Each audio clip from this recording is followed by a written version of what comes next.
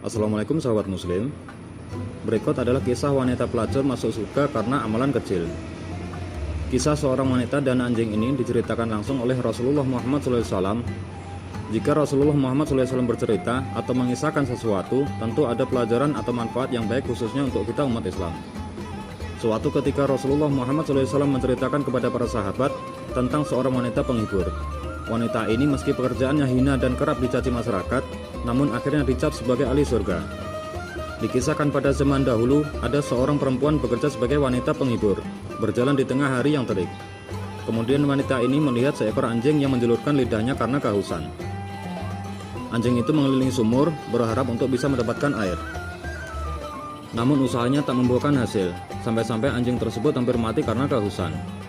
Secara tak sengaja, wanita tersebut melihat anjing sudah dalam keadaan lemas dan hampir mati.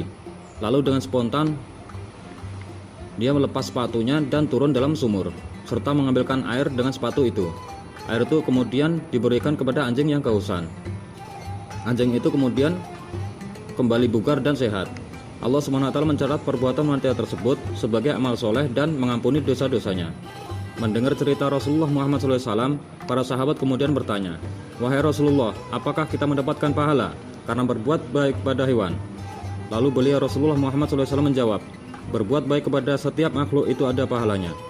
Kisah tadi terdapat dalam hadis Bukhari yang artinya, dari Abu Hurairah radhiyallahu anhu, Rasulullah Muhammad SAW bersabda, "Telah diampuni seorang wanita pezina yang lewat di depan anjing yang menjulurkan lidahnya pada sebuah sumur. Dia berkata, anjing ini hampir mati kehausan. Lalu dilepas sepatunya, lalu diikatkan dengan kerudungnya, lalu diberinya minum. Maka diampuni wanita itu memberi minum." Hadis riwayat Bukhari.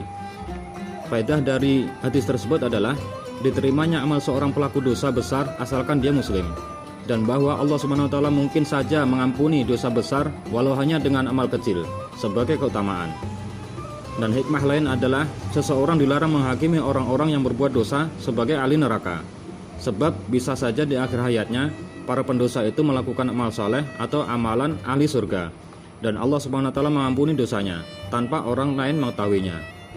Semoga bermanfaat. Wassalamualaikum warahmatullahi wabarakatuh.